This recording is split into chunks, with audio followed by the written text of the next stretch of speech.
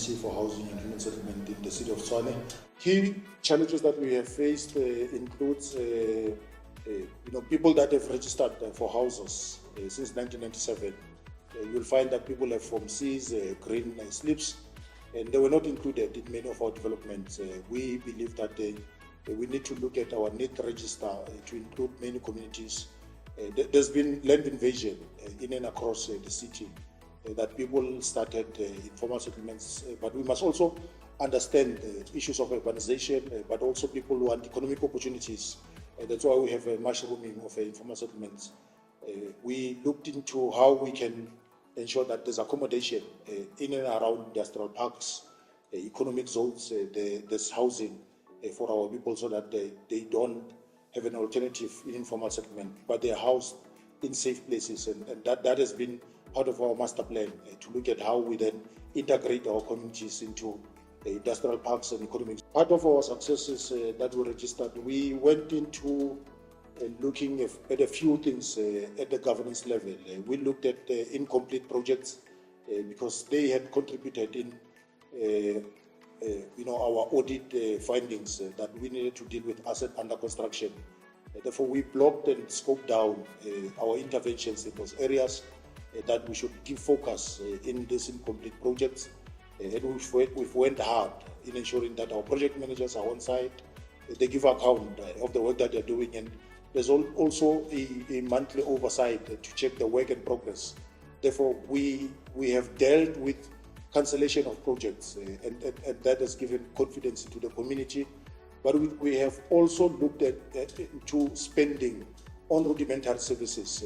We have spent a lot of money, 300 million on water tankers, almost 90 million on chemical toilets, and that is not sustainable. We are looking at alternative solutions on provision of sanitation, but also water tankers. We moved away from water tankers, but try to put up service communal taps in communities, because we believe that people should get dignity on both provision of water and sanitation. On land invasion and property hijack, we have taken to council a policy on the management of informal settlements so that we can be able to cap land invasion, because if there's no framework that speaks to management of informal settlements, people will then take advantage of the poor, sell pieces of land in inhabitable areas. We have passed that policy from the council side that any private owner that would allow land invasion, they must also carry the cost of provision of rudimentary services.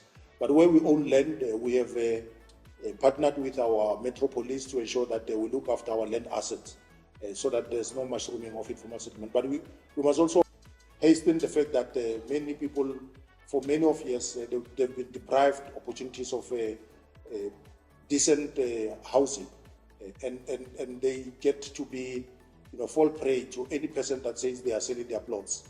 We are also dealing with the illegal townships. There are people that are selling land parcels and people that are in the missing middle.